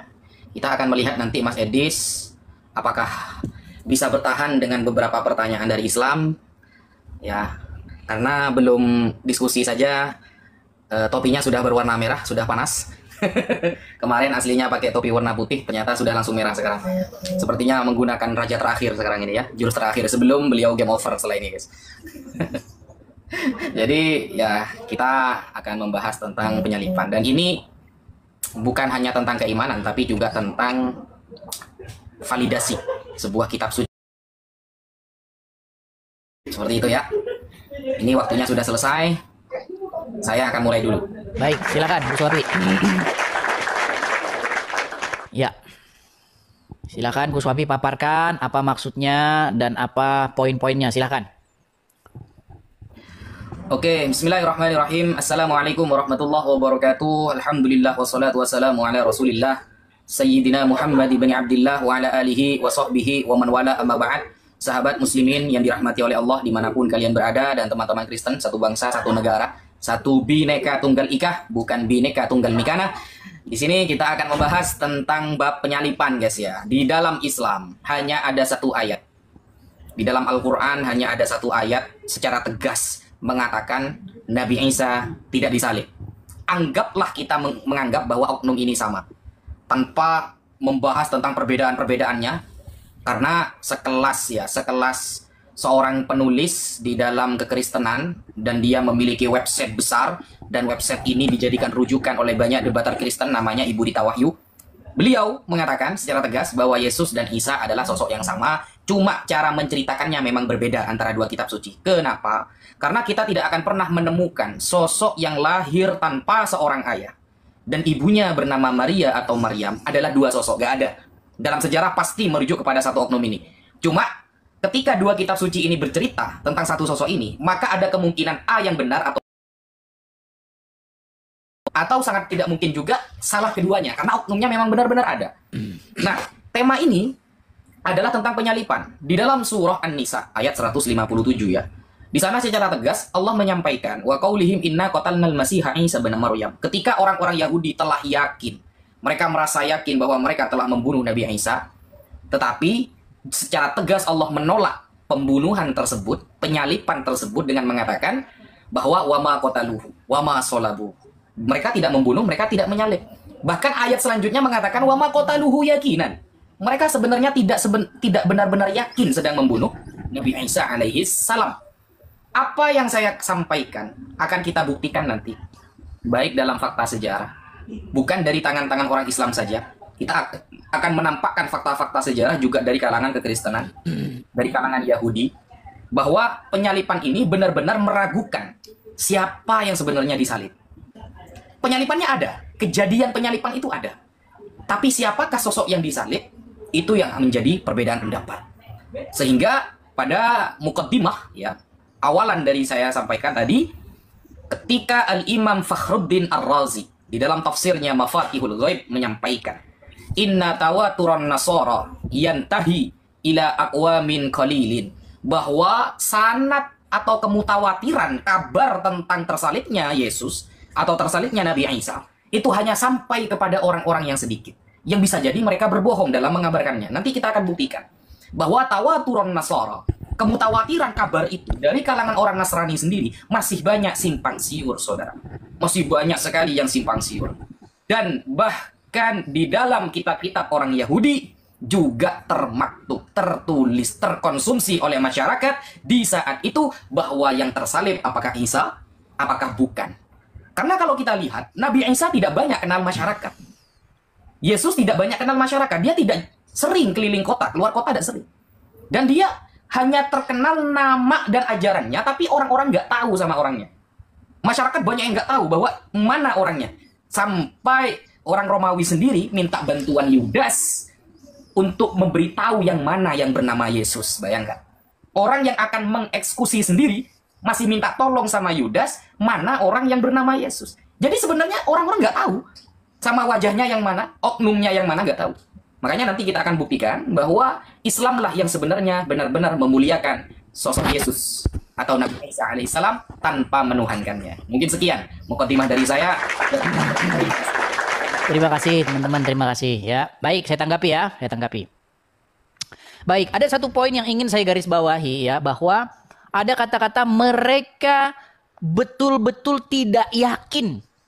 Nah, sebenarnya modal umat muslim ketika membahas tentang penyaliban ini kan hanya satu ayat itu, surat An-Nisa ayat 157. Wa qaulihim, dan karena perkataan-perkataan mereka, inna qatalnal masih, sesungguhnya kami telah membunuh al-Masih, Isa bin Maryam, Isa putra Maryam. Nah, di sini kan kata kuncinya kan, wa ma qataluhu wa ma salabuhu walakin syubbiha lahum. Ya kan? Nah, kemudian yang menjadi titik poin yang disampaikan oleh Gus Wapi tadi, mereka tidak betul-betul yakin. Nah, ini yang saya bilang merupakan fitnah yang keji yang dipercayai oleh umat Islam, tetapi sayang seribu sayang, balik ke orang Islam itu sendiri, Gus. Kalau orang Kristen ditanya tentang penyaliban, tidak ada yang ragu-ragu. Justru yang ragu-ragu itu adalah Al-Quran dan Allah sendiri dan umat Muslim. Apa buktinya bahwa Allah dan umat Muslim dan Al-Quran ragu-ragu tentang penyaliban itu? Contoh, apakah benar ada penyaliban? Umat Muslim akan menjawab, ya. Lalu siapakah yang disalib? Disitulah umat Muslim akan berputar-putar. Sebenarnya ini sama seperti membantah sebuah fakta. Ketika Anda membantah sebuah fakta, pastilah Anda akan sakit sendiri. Contoh. Semua orang Indonesia tahu bahwa Presiden pertama Republik Indonesia itu Soekarno. Semua orang tahu.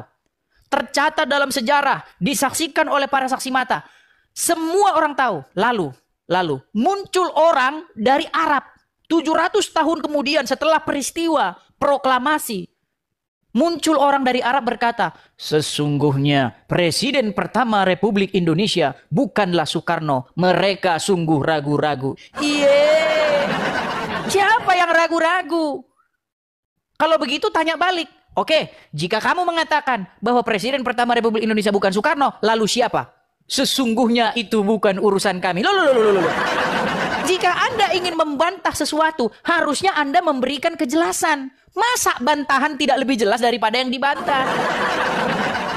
Makanya saya bilang, saudara-saudara, fitnah yang diucapkan bahwa mereka ragu-ragu sesungguhnya balik kepada umat Muslim sendiri dengan bukti bahwa ketika umat Muslim ditanya siapakah yang disalibkan wahai umat Muslim, pastilah umat Muslim satu ngomong Yudas, satu ngomong Simon dari Kirene, satu ngomong ini, satu ngomong itu. Tidak ada. Dan rujukannya bukanlah Al-Quran. Bukan Al-Quran rujukannya. Ya kan? Padahal Al-Quran adalah kitab yang menjelaskan segala sesuatu. Tapi sayang seribu sayang, sulit itu dipercaya. Coba ditanya sama Al-Quran. Wahai Al-Quran, kitab yang menjelaskan segala sesuatu. Siapakah yang disalibkan kalau bukan Nabi Isa? Quran akan membisu. Makanya, Gus, ya, kalau kita punya akal sehat, punya logika yang sehat, mustahil kita mempercayai dengan narasi-narasi Al-Quran. Ya kan? Bagaimana mungkin Anda ingin membantah tetapi tidak memberikan jawaban yang jelas? Presiden pertama Republik Indonesia bukan Soekarno. Lalu siapa? Ya pokoknya bukan. Loh.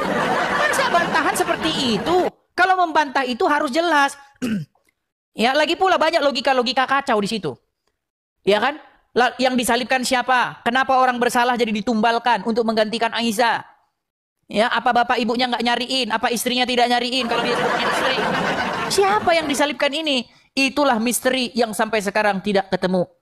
Ya kan? Yang bahkan Al-Quran sendiri membisu, tiada mampu dan tiada sanggup memberikan jawaban. Maka mereka, saya katakan, sungguh kalian ini adalah orang-orang yang nekat. Terima kasih teman-teman yang kasih support. Terima kasih. Silakan Gus Papi tanggapannya.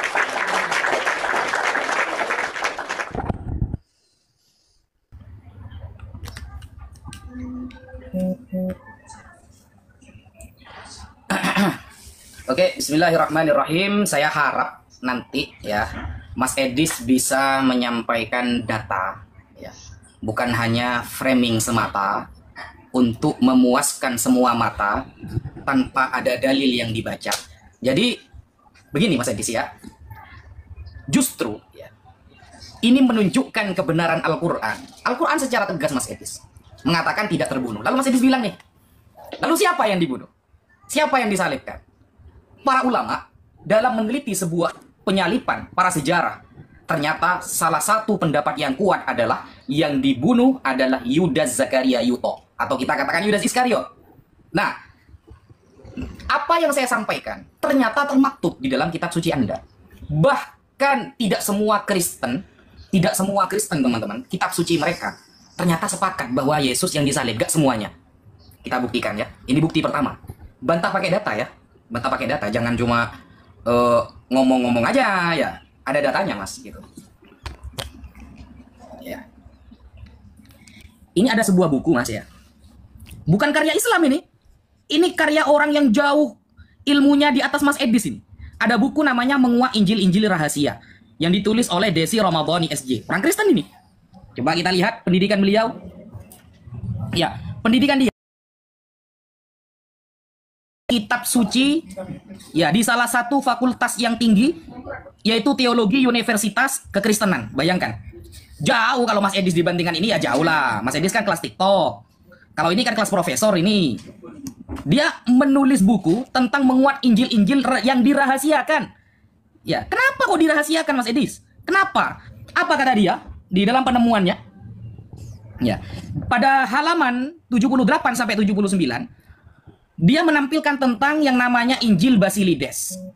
Ini salah satu contoh bahwa ternyata Kristen pun tidak sepakat, saudara.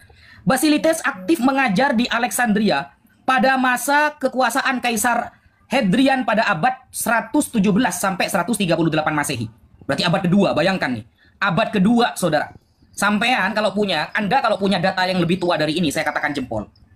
Nah, apa menurutnya? Ternyata di sini dikatakan Basilides menolak ajaran resmi gereja yang mengatakan bahwa Yesus telah derita di salib. Jediar. Ayo, ternyata benar kata Al-Quran bahwa tidak semua Kristen mereka sedang ragu siapa yang sedang dibunuh. Menurut Basilides, Yesus menyerahkan salibnya kepada Simon dari Kirene. Dan dengan suatu cara Yesus berhasil mengelabui mata semua orang ketika Yesus meminjamkan bentuk raganya kepada Simon. Pada saat penyalipan, Yesus memandang kejadian itu sambil tertawa dan sesudah itu ia naik kembali kepada Bapaknya. Bayangkan, ini menurut kitab mereka sendiri, saudara. Menurut kitab mereka sendiri. Bahwa ternyata Al-Quran ketika mengatakan tidak semua mereka sepakat, mereka sedang ragu sebenarnya siapa yang disalib. Lalu apakah ketika Yesus menyerahkan salibnya ke Simon, ini tidak ilmiah? Oh, ilmiah. Yang mengatakan ilmiah siapa? Bible sendiri. Kita buka ya.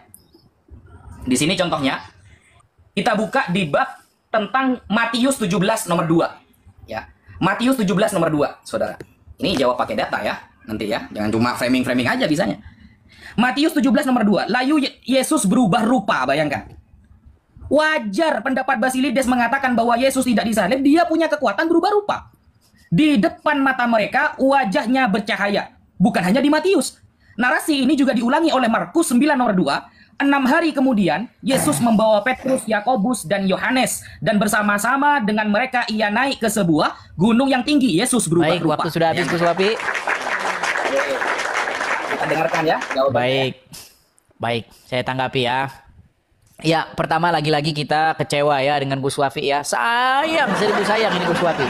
Kita harap nih Gus Wafi memberikan jawaban dari kitab yang maha sempurna, kitab yang menjelaskan segala sesuatu. Tapi sayang, yang dikutip malah buku karangan-karangan. Ini bagaimana ini Gus Wafi? Saya Kristen, Anda Islam. Yang menjadi otoritas di dalam kekristenan, iman kekristenan itu Bible, the Holy Bible. Bukan buku karangan orang. Ini bagaimana Gus Wafi? Yang menjadi otoritas di dalam agama Islam itu Al-Quran. Bagaimana mungkin kitab yang menjadi otoritas tidak dipakai di sini? Gitu loh. Menurut Al-Quran ya, mereka ragu-ragu yang disalibkan itu bukan Isa. Al-Quran tidak memberikan jawaban siapa yang disalibkan menggantikan Isa. Tadi Uswapi mengatakan, menurut pendapat ulama yang disalibkan itu adalah Yudas Iskariot. Tapi mengutip lagi di buku lain, yang disalibkan itu Simon dari Kirene. Yang mana? Yudas Iskariot sama Simon dari Kirene itu beda. Yudas Iskariot itu salah satu murid yang menjadi bendahara, yang menjadi pengkhianat karena dia mencuri. Dia itu seorang pencuri. Ya kan? Dia sering menggelapkan uang pelayanan itu. Ya kan? Karena memang motivasinya Yudas ini itu memang sudah lain. Sekalipun nanti di akhir ayatnya dia mengalami penyesalan. Nah, kemudian Simon dari Kirene itu yang membantu Yesus mengangkat salib itu karena tidak kuat. Ada seseorang yang pulang karena waktu itu kan hari raya besar Paskah. Jadi semua orang pulang. Dari perantauan, orang-orang Yahudi dari seluruh dunia pulang, termasuk Simon dari Kirene, dia orang Mesir itu, pulang dia ke Israel untuk merayakan Paskah. Nah, dia disuruh membantu mengangkat salib, bukan dia jadi disuruh makan. Aduh. Ini gimana Gus Wapi ini yang sangat disayangkan, bagaimana mungkin orang Islam malah lebih ngerti Al-Quran ketimbang Al-Quran itu sendiri. Nah, ngomong-ngomong tentang keraguan-raguan, begini Gus Wapi. Menurut Zakir Naik, ini menurut Zakir Naik nih, ulama kalian, dikatakan bahwa sesungguhnya Isa itu benar-benar naik. Ini pendapat ini dianut oleh Zakir Naik, terus Gus Mendem, tahu kan Gus Mendem ya, Subandi T. Sukaco, ya kan? Ini langsung para apologet kalian aja nih yang saya ngomongin. Isa itu benar-benar naik di atas kayu salib, ya kan? Tetapi dilihat orang, nampaknya dia mati, nampaknya. Tetapi aslinya dia tidak meninggal. Nah, ketika diturunkan dari kayu salib, ternyata dia itu hanya mati suri. Nah, sedangkan menurut yang lain, Islam yang lain, ya kan, yang disalibkan itu orang lain menggantikan Isa. Jadi sesungguhnya Gus Wapi, yang ragu-ragu itu umat muslim sendiri. Makanya saya bilang, ini merupakan fitnah kelas kacangan. Gitu loh. Tapi sayang kalian percaya gitu loh. Tahu nggak fitnah kelas kacangan itu gimana?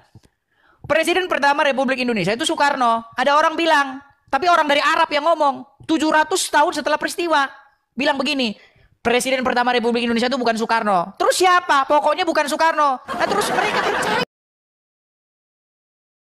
Coba Gus Wapi, sekarang begini. Kalau menurut Al-Quran sendiri, siapakah yang disalibkan menggantikan Isa? Karena itu penting. Karena Anda mengatakan Isa tidak disalib. Tadi kan kita anggap sama lah ini. Kita anggap sama Isa dengan Yesus. Nah, terus kalau Yesus tidak disalib, terus siapa dong yang disalib? Apa sulitnya bagi Allah membongkar apa yang benar? Apa sulitnya bagi Allah? Yang disalib itu namanya ini. Sesungguhnya ini, kejadiannya begini. Tapi Allah tidak menjelaskan. Karena sesungguhnya dia pun bingung. Terima kasih teman-teman. Silakan Gus Wapi.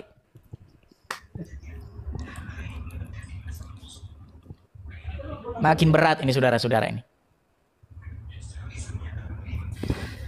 Ya oke, Bismillahirrahmanirrahim. Lagi-lagi ya. Kita hanya mendengarkan framingannya dia guys ya. Kita menampakkan data yang mendukung. Jadi begini, saya ajari cara diskusi Mas Edis ya. Meskipun Anda 13 tahun mempelajari Al-Quran, sepertinya Anda tidak naik-naik levelnya ini. Gini loh Mas Edis. Dalam perdiskusian, ketika ada sebuah kitab suci yang menarasikan sesuatu, contoh Isa gak disalib, lalu ada kitab suci dari agama lain mendukung, ini keren namanya Mas Edis. Gitu loh. Justru ketika sebuah kitab suci mengatakan Yesus disalib, tapi tidak ada dari kalangan kitab orang lain yang mendukung, ini gabrun ngarang cerita namanya ini. Gitu loh. Paham tidak? Ada satu kitab suci mengatakan Yesus disalib, tapi nggak ada satupun kitab suci agama lain yang mendukung. Ini namanya ngarang cerita, dongeng, gitu loh. Tapi ketika ada Al-Quran misalnya, mengatakan bahwa Yesus tidak disalib, ternyata Injil Basilides mendukung. Ternyata kitab Yahudi mendukung. Sekarang saya tanya Mas Edis. Sanhedrin, panggilan agung dalam keyahudian, tampilkan kepada saya satu saja hukum tentang tersalibnya orang yang mulia dalam keyahudian. Kalau ada, saya akan berpendapat bahwa Yesus ternyata disalib. Buktikan kepada saya, ya, dalam literasi Yahudi, sekelas Sanhedrin loh, ya, sekelas Sanhedrin, waktu itu ingin menyalibkan Nabi Isa. Ini kan cerita ngarang namanya. Kenapa saya katakan ngarang? Tidak ada hukum salib dalam literasi Yahudian. Coba sampai buka Tanakh, Talmud, dan kitab-kitab yang lain dalam literasi Yahudi. Pernah nggak mereka menghukum seseorang dengan cara disalib, misalnya? Pernah nggak? Nah, itu namanya diskusi. Tapi jawab ya nanti ya. Jawab. Saya minta mungkin sampai tahu dalam literasi Yahudian, Talmud kah, Tanakh kah, bahwa mereka pernah menyalib orang yang bernama Yesus. Kalau nggak ada, berarti kitab Anda ngarang, saudara. Ngarang berarti. Tampilkan datanya kepada saya. Kenapa? Kalau ada kitab suci mengatakan tersalib, nggak ada kitab suci yang lain mendukung, itu namanya ngarang. Tapi kalau ada kitab suci mengatakan tidak tersalib, dibuktikan oleh kitab suci yang lain yang beda agama, itu keren namanya, saudara. Allah tidak perlu menjelaskan itu, kenapa? Gak penting. Kenapa saya katakan gak penting? Quran dan Bible itu berbeda. Quran itu singkat, padat, jelas, benar. Bukan kitab sejarah. Ngapain? Karena Allah ketika menceritakan surah An-Nisa ayat 157, tujuannya Allah untuk meneguhkan hati Nabi Muhammad dan telah tercatat dalam Al-Quran. Wa kullan naqussu 'alaika min amba'ir rusul ma nuthabbitu bihi fu'adak. Cerita para rasul terdahulu seperti Nabi Isa waktu disalib dan ternyata dia tidak disalib untuk meneguhkan hati Nabi Muhammad. Ada di Al-Qur'an tujuannya. Kenapa gak disebutkan semua? Lah, Bible Perjanjian Baru ya, jangan nyomot-nyomot kitab Yahudi kalau memang Yahudi tidak mengakui, tidak bisa Anda menampilkan. Ada nggak kitab suci agama lain yang membenarkan tentang adanya hukum salib di dalam literasi Yahudian? Saya tunggu ya data itu ya. Apakah di Talmud ada misalnya? Atau di dalam Sefer atau Safarul Khuruj, Safarut Takwin di dalam kitab-kitab Musa, Torah? Adakah mereka pernah menyalib orang yang bernama Yesus pada 2000 tahun yang lalu? Kalau nggak punya data, ya kalau nggak punya data, cuma framingan, berarti Anda 13 tahun belajar menjadi seorang pendebat jauh-jauh sampai ke Amerika, gak ada gunanya, saudara. Gak ada gunanya berarti. Ya kalau cuma framingan, siapa yang tidak bisa? Kehebatan sebuah diskusi ketika pendapatnya didukung oleh orang yang tak sama imannya dengannya. Itu keren namanya. Keren. Makanya Al-Quran untuk menyebutkan siapa yang disalib, karena tujuan Quran meneguhkan hati Nabi Muhammad, bukan sedang menceritakan kitab sejarah. Kalau Bible kan tidak menjelaskan sejarah, tapi sejarahnya diragukan. Itu lebih bahaya, saudara. Itu lebih bahaya. Coba jawab pertanyaan saya. Oke, baik. Saya jawab ya. Iya, ya, saya maklumi lah ya, karena Gus Wapi ini memang debat terbaru ya, bisa dikatakan baru anak kemarin sore lah. Gini loh Gus Wapi, betul yang Anda katakan bahwa di dalam hukum Yahudi nggak ada hukum penyaliban, itu nggak ada. Yang ada itu dirajam ada, hukum mati ada. Tapi masalahnya Anda tidak mengerti konteks sejarah. Gini loh, waktu itu Israel itu bukan negara yang merdeka. Mereka bisa menerapkan hukum-hukum mereka, enggak. Israel itu di bawah penjajahan. Hukum yang berlaku, raja yang hukum yang ada itu bukan hukum Israel, bukan hukum orang Yahudi. Aduh. Nih, saya bacakan ya. Kita ke Matius pasal yang ke-26. Ke-26 saya bacakan ya. Nih. Bagian yang terakhir ya. Nih, di sini saya katakan nih. Baik, kita mulai dari ayat yang ke-59 ya. Imam-imam kepala malah seluruh mahkamah agama memberi kesaksian palsu terhadap Yesus supaya ia dapat dihukum mati. Tetapi mereka tidak memperolehnya walaupun tampil banyak saksi dusta. Tetapi akhirnya tampillah dua orang yang mengatakan, orang ini berkata, aku dapat merubuhkan bait Allah dan membangunnya kembali dalam 3 hari. Lalu imam besar itu berdiri dan berkata kepadanya, tidakkah engkau memberi jawab atas tuduhan-tuduhan saksi-saksi ini terhadap engkau? Tetapi Yesus tetap diam. Lalu kata imam besar itu kepadanya, demi Allah yang hidup, katakanlah kepada kami, apakah engkau Mesias, anak Allah atau tidak? Jawab Yesus, engkau telah mengatakannya. Akan tetapi aku berkata kepadamu, mulai sekarang kamu akan melihat Anak Manusia duduk di hadapan di sebelah kanan yang Maha Kuasa dan akan datang di atas awan-awan di langit. Maka imam besar itu mengoyakkan pakaiannya dan berkata, ia menghujat Allah. Untuk apa kita perlu saksi lagi?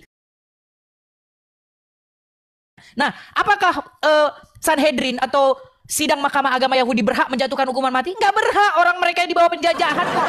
Seandainya mereka tidak di bawah penjajahan, maka mereka akan melaksanakan hukum rajam. Tapi apa? Baca pasal berikutnya. Mereka menyerahkan Yesus kepada Pilatus. Nih, Yesus diserahkan kepada Pilatus, pasal ke-27.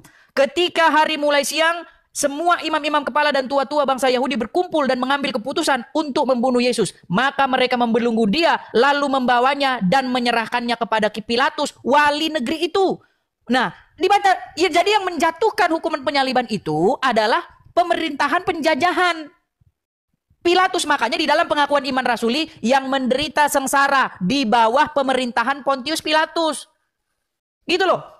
Betul yang Gus Wapi katakan bahwa menurut hukum Yahudi nggak ada penyaliban, betul.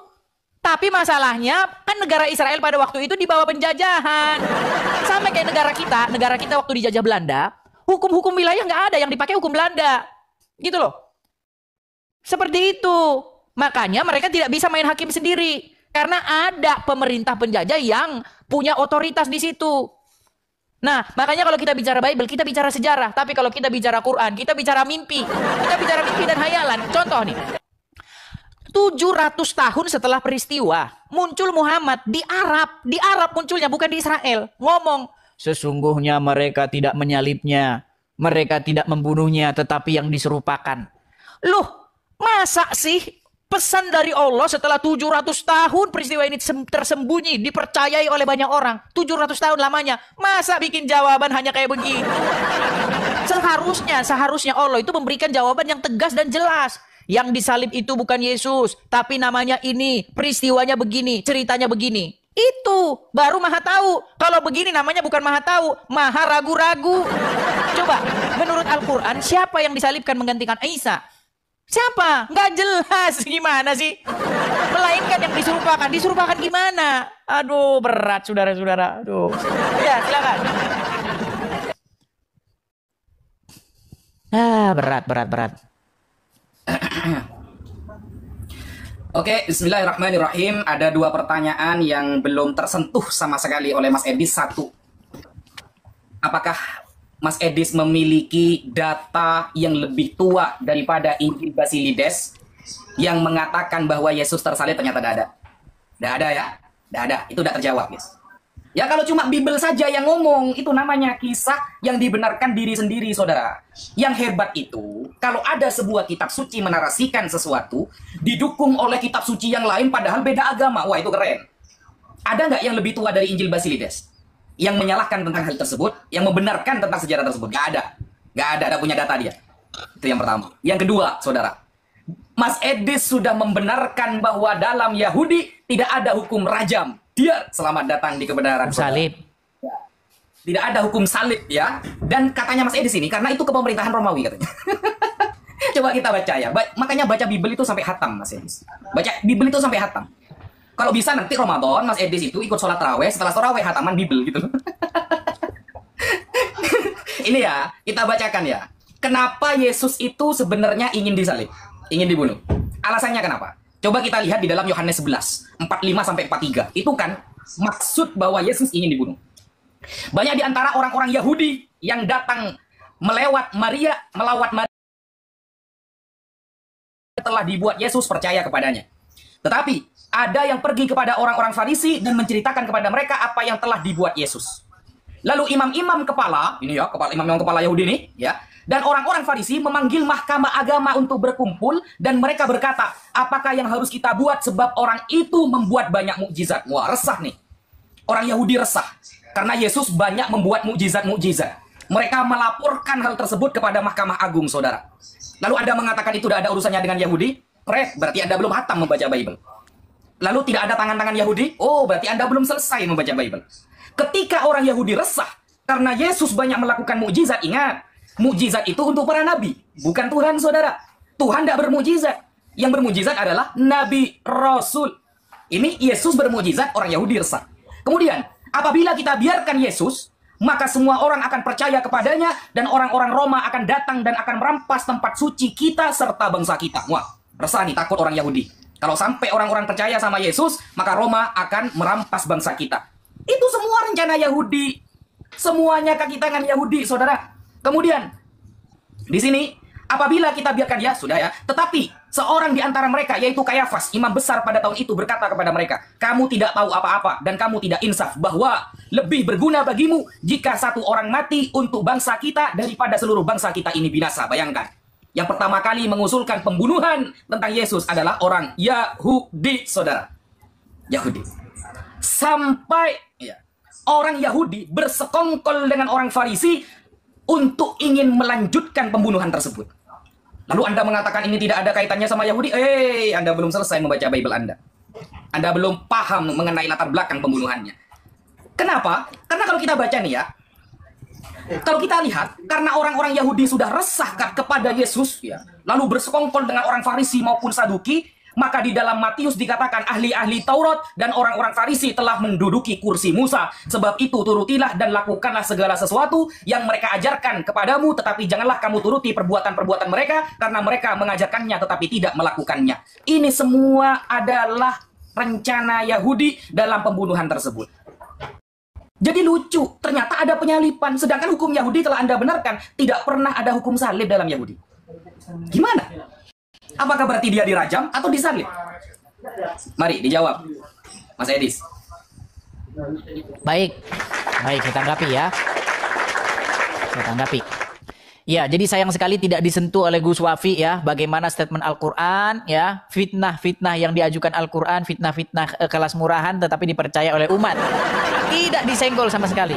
Padahal saya tadi tidak mengatakan bahwa rencana pembunuhan Yesus itu tidak dilakukan oleh orang Yahudi. Memang imam-imam kepala orang-orang Yahudi, maksudnya di situ merujuk kepada ahli-ahli agama ya, orang-orang Farisi ya. Memang mereka yang merencanakan pembunuhan terhadap Yesus, betul. Tetapi apakah bisa mereka mengeksekusinya? Tidak bisa, karena mereka itu yang menjalankan pemerintah itu bukan mereka. Gimana sih Gus Wafi ini?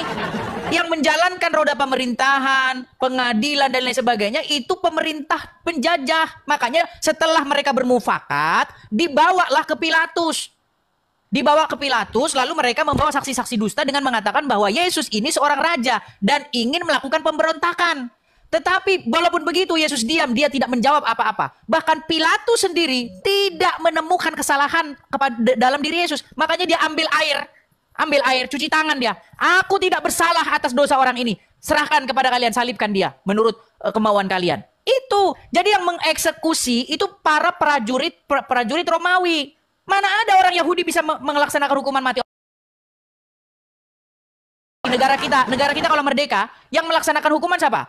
Polisi, jaksa, hakim. Itu kalau merdeka. Tapi kalau lagi dijajah negara lain, nggak bisa. Yang menjalankan pemerintahan itu pemerintah penjajah. Gimana Gus Wapi ini nggak nyambung-nyambung juga?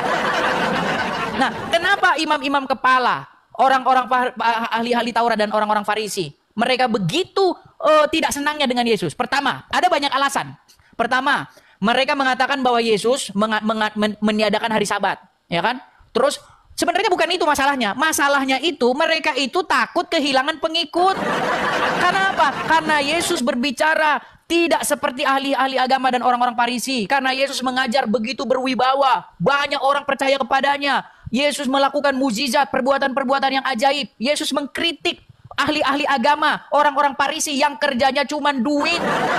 Itu yang dilakukan Yesus. Bagaimana mereka merombak bait Allah, bait tempat kudus menjadi tempat jualan. Dijadikan bisnis semua sama ahli-ahli agama. Itu yang ingin dihajar, yang ingin dihapuskan oleh Yesus. Ingin menggembalikan hukum itu. Makanya mereka marah, mereka tidak senang. Karena apa? Karena orang-orang ahli-ahli ulama, ahli-ahli Farisi, bisnis mereka, duit semua. Mereka itu hamba uang semua. Para penjahat semua mereka itu. Nah, lalu karena mereka kan khawatir itu. Banyak narasi dalam Bible dikatakan, bagaimana ini? Nah, terus kalau mereka percaya kalau Yesus itu raja, terus dia mengadakan pemberontakan di mana? Khawatir mereka. Makanya dibaca dulu Gus Wapi, Injil itu dibaca dulu, baru terjun ke dunia diskusi. Sekarang gini aja dah, saya minta satu alasan. Coba, menurut Al-Quran, apa sebab musababnya Isa ingin disalibkan atau ingin dibunuh oleh orang-orang Yahudi? Tunjukkan ayatnya di dalam Al-Quran. Apa penyebabnya mereka ingin menyalibkan Isa? Ya kan? Nah, kemudian dikatakan mereka tidak berhasil membunuh Isa. Coba jelaskan menurut Al-Quran. Siapa kalau begitu yang digantikan untuk menyalibkan Isa? Menurut Al-Quran. Jangan menurut ini. Makanya kalian tidak percaya dengan Al-Quran. Kalian nggak percaya bahwa Quran itu lengkap, menjelaskan segala sesuatu. Katanya penyempurna. Masa sempurna tapi nggak bisa menjelaskan? Itu namanya bukan sempurna, tapi semprulna. Bukan sempurna namanya. Ketika Anda katakan Quran kitab sempurna, tapi Anda tidak mampu menjelaskan siapa yang disalibkan menggantikan Isa, ganti kata sempurna itu menjadi kitab yang semprulna. Ya, seperti itu. Coba fokus ke situ Gus Wapi. Yuk, silakan.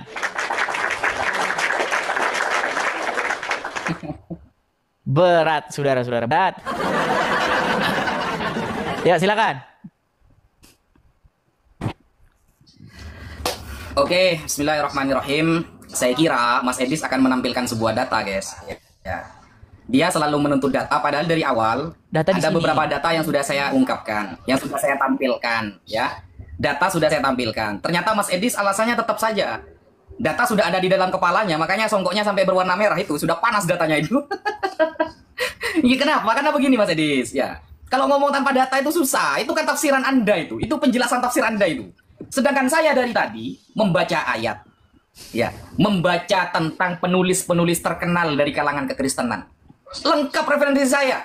Referensi Anda mana? Ada di otak. Berarti Anda sedang memposisikan diri Anda sebagai penafsir berarti. Keren kali kan gitu. Padahal nggak punya jabatan apa-apa, nggak punya titel apa-apa. Lalu mengait-ngaitkan dengan siapa tadi itu? Gus Mendem lah. Apa siapa itu namanya tuh pendebat dari India itu? Lupa saya namanya. Zakir Naik. Itu bukan ulama. Zakir Naik itu bukan ulama itu. Itu bukan ulama. Ulama tidak seperti itu kelasnya. Gitu loh. Ulama itu harus paham ilmu tafsir, ilmu hadis, kemudian ilmu balaghah, ilmu nahwu sharaf. Itu bukan ulama. Jadi yang saya kutip adalah para profesor doktor, yang dia kutip adalah pikiran sendiri. Kan gitu. Ini perbandingan kita data ya. Lalu Anda mengatakan, kenapa sih Nabi Isa itu kok sampai mau dibunuh oleh orang-orang Yahudi? Bukan disalibkan ya. Kan putra dari Zakaria yang bernama Yahya. Kalau kata kitab Anda Yohanes. Apakah kemudian dia baik-baik saja? Ya tidak dibunuh oleh Bani Israel. Bahkan kejadian Baal Peor yang tertulis dalam kitab Anda. Semua nabi, ya, semua nabi itu ketika menyampaikan sebuah mukjizat kebenaran, Nabi Musa yang dikejar Fir'aun akan dibunuh oleh Fir'aun. Sebab apa? Sebab menyatakan tauhid, ajaran Allah. Semuanya seperti itu. Ayatnya. Pertanyaan receh itu sebenarnya, pertanyaan receh. Ayat Makanya ketika Nabi Isa mengatakan, loh, kok mulai mutus-mutus omongan. Ini sudah panas, ini berat ini ya, berat ini. Aduh, saya kalau ngomong itu sudah berat memang ya. Sudah mulai motong-motong omongan ini guys, sudah mulai tidak kondusif ini guys. Sabar Mas, sabar, santai gitu loh. Makanya di dalam Al-Qur'an ya, Nabi Musa dikejar oleh Fir'aun, Nabi Isa menyampaikan tauhid. Ayatnya banyak di dalam Al-Qur'an. Nabi Isa mengajarkan, apakah engkau pernah mengaku bahwa dirimu Tuhan? Di dalam Al-Qur'an, oh tidak ya Allah, saya tidak pernah mengakui diri saya sebagai Tuhan. Nah, itu sudah ada semua. Ayatnya ada, Mas Edis. Yang saya tanya dari tadi, data di luar Bible yang mendukung Anda mana, Mas Edis? Sehingga para ulama ketika meneliti tentang penyalipan di dalam Quran ya, bukan di dalam Bible. Ini saya sampaikan datanya ya. Ini para ulama ketika menyampaikan ini ya tentang di dalam tafsir Mafatihul Ghaib, Imam Fakhruddin Ar-Razi melacak tentang pembunuhan Nabi Isa pada surah An-Nisa ayat 157. Nah, ini nih. Inna tawaturon nasoro yantahi ila aqwamin qalilin la yab'udu ittifaquhum alal kadhibi. Ternyata orang Nasrani sendiri tidak punya sanad tentang penyalipan tersebut. Mereka itu bisa jadi berbohong. Kenapa? Karena sampai detik ini bahkan di dalam kitab-kitab Anda sendiri banyak tentang pembunuhan yang gak masuk akal. Contoh ya, saya kasih pertanyaan Mas Edis ya. Saya tanya kepada Anda sekarang. Yudas itu yang benar pembunuhannya digantung atau tercerai-berai perutnya? Atau dia jatuh sendiri? Coba jelaskan kematian Yudas. Kenapa hilang cerita Yudas sebagian? Oke. Ois, akhirnya menang kita poinnya. Setelah dari tadi kita babak belum terus dibikin penggemarnya si Gus Wadi. Ya, udah pusing dia. Oke. Bapak Ibu Saudara, sahabat Studio Kristen Channel, kita sudah dengar debat ini dan mari kita akan melandasi hidup kita dengan kebenaran firman Tuhan di dalam Amsal pasal 6 ayat 1 sampai ayatnya yang ke-35. Begini bunyi firman Tuhan. Berbagai-bagai nasihat. Hai anakku, jikalau engkau menjadi penanggung sesamamu dan membuat persetujuan dengan orang lain. Jikalau engkau terjerat dalam perkataan mulutmu, tertangkap dalam perkataan mulutmu, buatlah begini. Hai anakku, dan lepaskanlah dirimu, karena engkau telah jatuh ke dalam genggaman sesamamu. Pergilah, berlututlah, dan desaklah sesamamu itu. Janganlah membiarkan matamu tidur, dan gelopak matamu mengantuk. Lepaskanlah dirimu seperti kijang daripada tangkapan, seperti burung daripada tangan pemikat. Hai pemalas, pergilah kepada semut, perhatikanlah lakunya dan jadilah bijak. Biarpun tidak ada pemimpinnya, pengaturannya atau penguasanya, ia menyediakan rotinya di musim panas dan mengumpulkan makanannya pada waktu panen. Hai pemalas, beberapa lama lagi engkau berbaring. Bilakah engkau akan bangun dari tidurmu? Tidur sebentar lagi, mengantuk sebentar lagi, melipat tangan sebentar lagi untuk tinggal berbaring. Maka datanglah kemiskinan kepadamu seperti seorang penyerbu, dan kekurangan seperti orang yang bersenjata.